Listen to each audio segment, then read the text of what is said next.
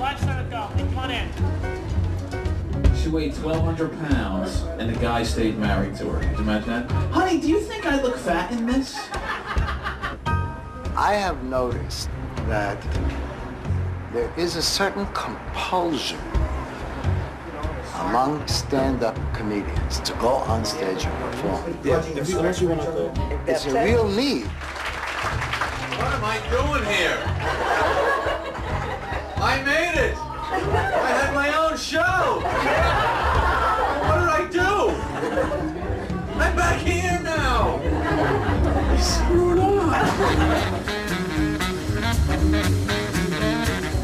Why are you here? Why am I here?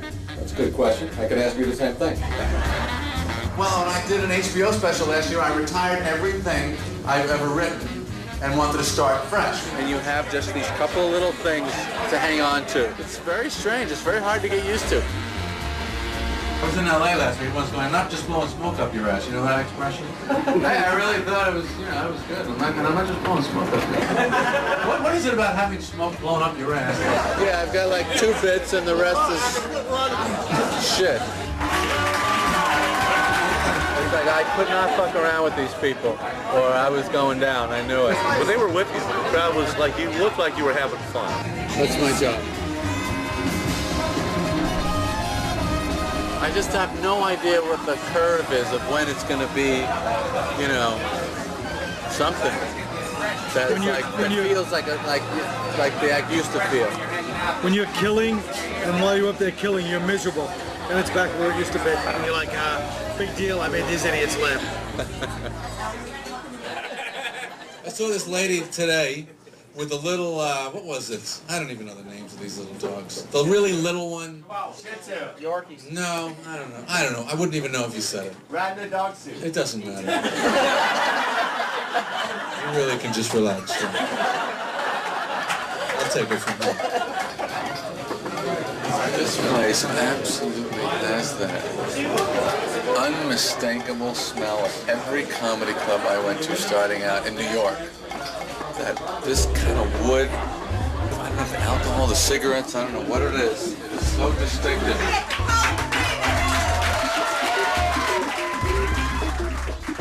I just love it. I love walking downstairs. Jerry Seinfeld. Going there, it's all crowded, everyone's approached. You just go on and grab the mic and bust it out, you know what I mean? The bare essentials. It's like Tyson fighting with no socks. Just his shorts and his shoes, and that's it.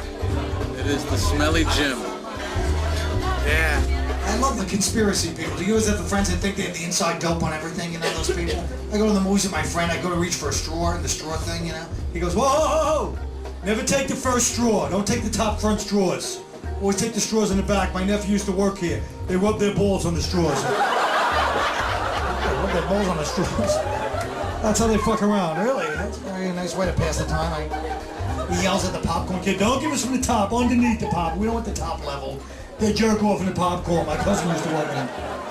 It's like, don't give us ginger ale. They piss in the ginger ale. My brother used to work. Sounds like the problem might be your relatives. Next guy to the stage. It's been a pleasure to watch him grow in the last few months. How about a big hand for Jerry Seinfeld, everybody?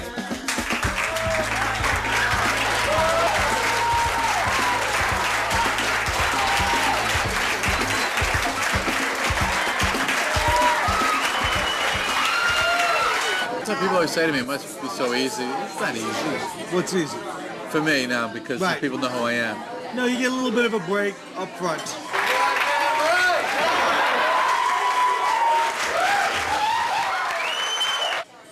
Yeah. And then you still gotta be funny. That's the beauty of stand-up, though. That's why it's closest to justice.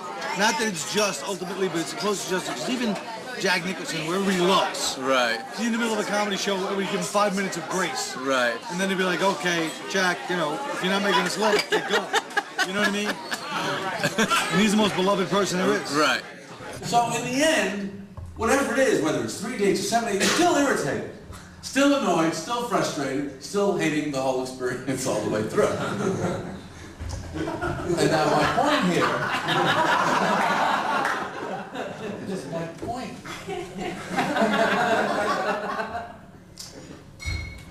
God damn it.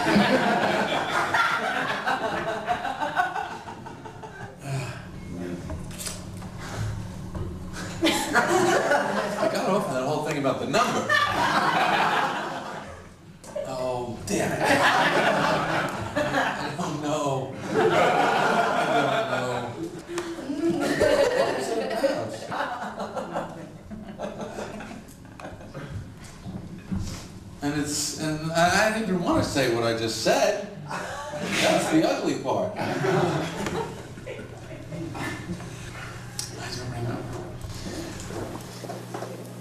Anyway, there's something good there. Is this your first gig? Yeah, yes it is.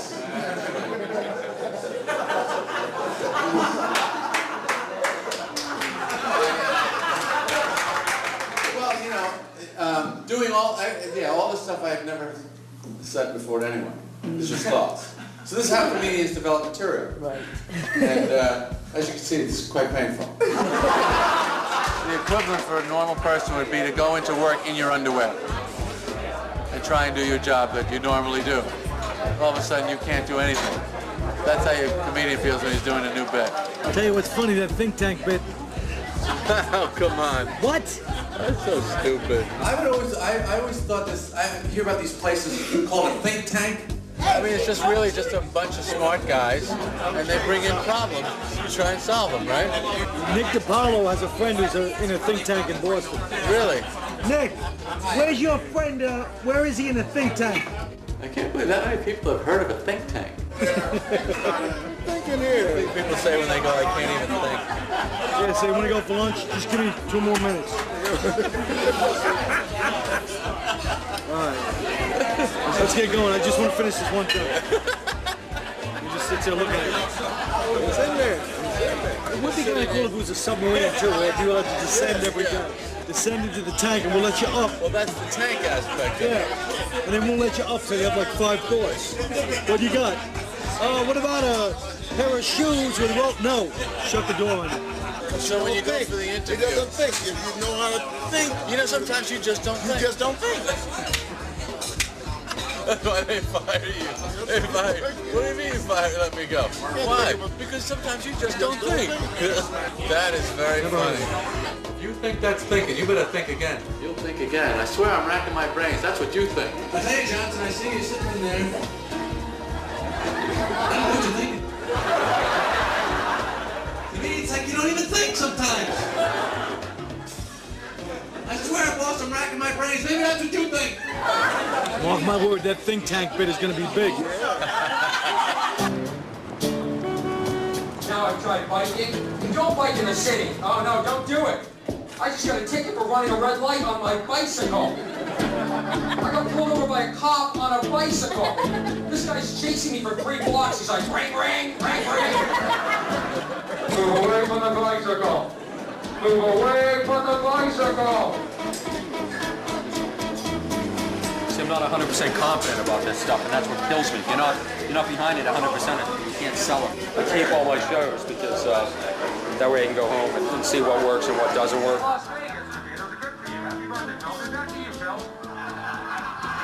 Did I say potatoes are good for you twice? And my mind does not stop writing, and that's why I'm up all night worried, because I'm thinking about all the jokes. You know, if I'm doing a show on being Jewish, I can pull out the Jewish stuff. If I want to do dating, here's dating. Old jokes to rotate in. These are all screenplays I've written. Look at that. These are all my journals. All my journals. It's all here. It's all here. This is it. These are all jokes. These are jokes, jokes, jokes. I can't believe how much work I've done. I have dreams at night that all the material I've created is just going to fall on me and kill me and suffocate me. Flowers with your sisters. Careful of the pricklies. I love that little dance. That's painful, watching yourself on tape. Even if you're doing well, you're like, damn. Look at the way my hand moved. Hey, Jerry. How you doing? Got it figured out? Now you've added more pressure to my night.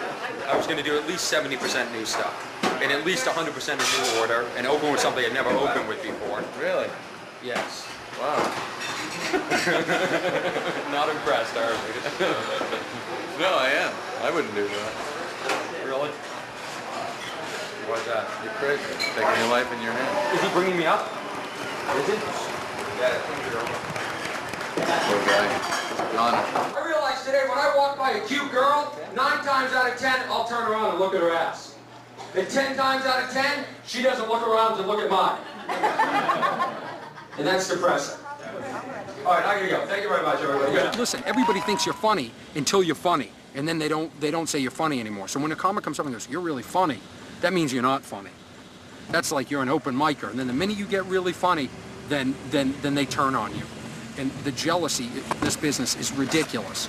And the amount of that I've had to battle. I mean, everyone's like, "Oh, he's so cocky. Oh, he's so this." I'm just sure of myself, and I've never been condescending to anybody else. Normally what I do is I open with like 3 or 4 minutes, I do a couple of new stuff, and then I go in, you know, like I'm the right way to do it. You always need to establish yourself, establish the audience, because you're never really comfortable, even though you may think you are, you never really are. Right. I know, but I thought I did it the other night. Yeah, I've done it too. It's still a mistake. Yeah. Good luck following that.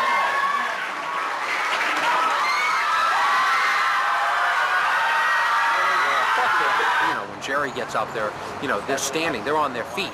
They get, you know, I brought him up the other night, everyone stands up. I didn't know if they were standing up because I was leaving or he was coming, but they stand up. Very nice, thank you very much. Good job, Jerry. Woo! Come on out and give, here comes more advice. I think more important to me is a celebrity. I would like to right now have everybody in this restaurant looking at me going, "That is Orny Adams. That is him. That guy's funny. I really respect what he does." And it's just like you get to a point, you're like, how much longer can I take it? What is time running out? You out of time? I'm getting older. Please.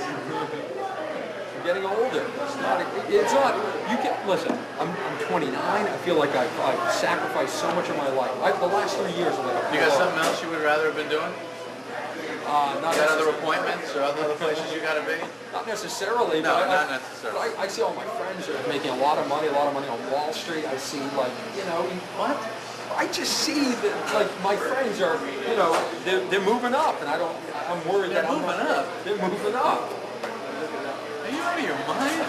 No, I'm not out of my mind. I just, this has nothing to do with your friends. I've upset you. No, this is a special thing. This has nothing to do with making it. Or did you ever stop and compare your life and go, okay, I'm 29, my friends are all married, they're all having kids, they all have houses, they have some sort of sense of normality. I agree, but then what do you tell your parents? What do you know, how do you deal with that? They're social your parents, yes. You know, like, how do you, this is your parents. Let me tell you a story about, this is my favorite story about show business. Glenn Miller's orchestra, they were doing some gig somewhere.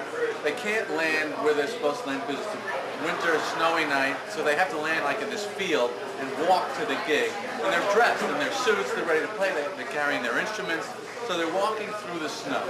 And it's wet and it's slushy, and in the distance they see this little house.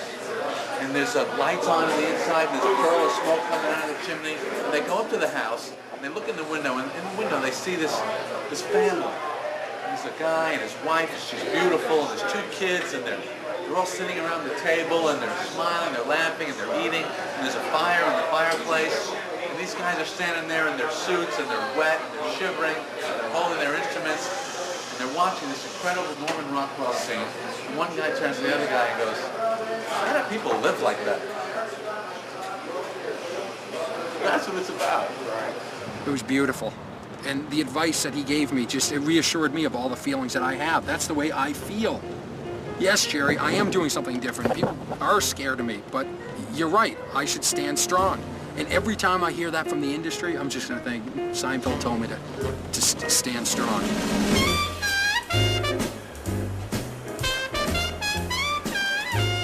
Were you a class clown type like No. George was? No.